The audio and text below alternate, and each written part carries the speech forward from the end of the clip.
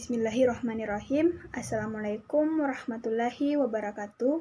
Perkenalkan, nama saya Rizwana Idris dengan NIM 20040010037 dari kelas 3B. Di sini saya akan mereview materi yang sudah dipelajari. Saya akan mereview dua materi, yaitu tentang konsep produksi dalam ekonomi Islam dan konsep permintaan dalam ekonomi Islam. Jadi, terlebih dahulu saya akan membahas tentang konsep produksi dalam ekonomi Islam. Aktivitas ekonomi yang sangat menunjang kegiatan konsumsi adalah produksi. Tanpa produksi, maka konsumsi tidak bisa dilakukan. Kegiatan produksi dan konsumsi adalah suatu mata rantai yang saling berkaitan, tidak saling dilepaskan. Oleh karena itu, prinsip-prinsip yang berlaku dalam kegiatan konsumsi itu pada dasarnya harus diterapkan dalam prinsip kegiatan produksi. Secara teknis, bahwa produksi ini adalah kegiatan mentransformasikan berbagai input menjadi output. Input yang dimaksud adalah sumber. Sumber produksi untuk menghasilkan berupa barang dan jasa.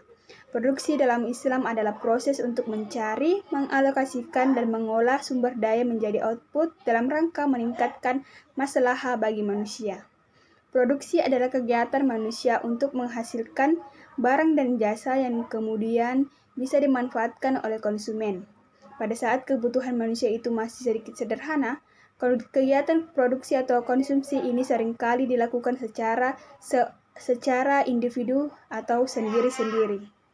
Di berbagai definisi, maka bisa disimpulkan yang sejalan dengan moral Islam harus menjadi fokus dan target dari kegiatan produksi.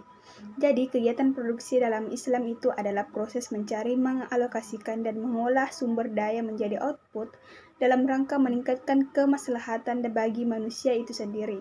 Oleh karena itu, produksi juga mencakup aspek tujuan menghasilkan output serta karakter-karakter yang melekat pada proses dan hasilnya. Tujuan produksi adalah di mana produsen itu menghasilkan barang dan jasa untuk memenuhi kebutuhan, sementara konsumen memanfaatkan barang dan jasa untuk memenuhi kebutuhan. Tujuan produsen dan konsumen untuk memenuhi kebutuhan itu harus seiring dengan kemaslahatan dari suatu produk yang diproduksi dan kemudian dikonsumsi untuk mencapai tujuan akhir dari setiap kegiatan ekonomi. Termasuk dalam hal itu, konsumsi dan produksi adalah falah, yaitu kebahagiaan dunia dan akhirat. Secara spesifik, tujuan kegiatan produksi adalah meningkatkan kemaslahatan yang kemudian bisa diwujudkan dalam berbagai bentuk diantaranya. 1.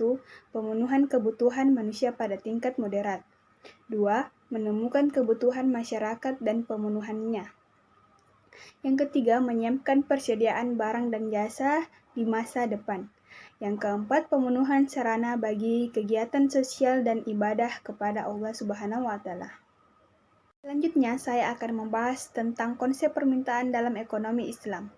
Permintaan secara umum adalah keinginan konsumen membeli suatu barang pada tingkat harga selama periode waktu tertentu atau berbagai kombinasi harga dan jumlah yang menunjukkan jumlah suatu barang yang ingin dan dapat dibeli oleh konsumen pada berbagai tingkat harga untuk suatu periode tertentu.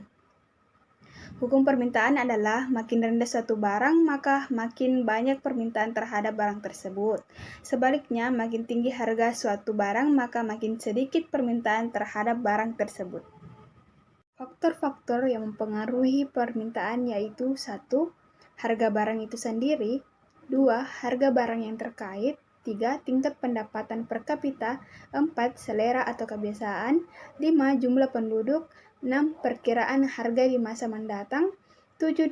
Distribusi pendapatan. 8. Usaha produsen meningkatkan penjualan. Dalam konsep ekonomi Islam, bahwa konsumen itu mengkonsumsi barang dan jasa dengan tujuan untuk mencapai maslahah maksimal. Maslahah ini bisa didapat dengan mengkonsumsi barang dan jasa yang bisa memberikan kemaslahatan terhadap konsumen. Jadi, maslahah dalam konsumsi dapat diperoleh apabila konsumen mengkonsumsi barang dan jasa yang mengandung berkah. Faktor-faktor yang menjadi penilaian dalam konsumsi barang. 1. Pada bahan tahan lama. 2. Untuk barang yang habis pakai. 3. Jika dihitung kelayakan mencapai standar tidak boleh berlebihan. Yang keempat, harus ada kemaslahatan di dalamnya. 5. Tidak boleh terlandasi dengan tujuan-tujuan yang batal. Sekian sedikit materi yang saya bahas, kurang dan lebihnya mohon dimaafkan. Saya akhiri. Wassalamualaikum warahmatullahi wabarakatuh.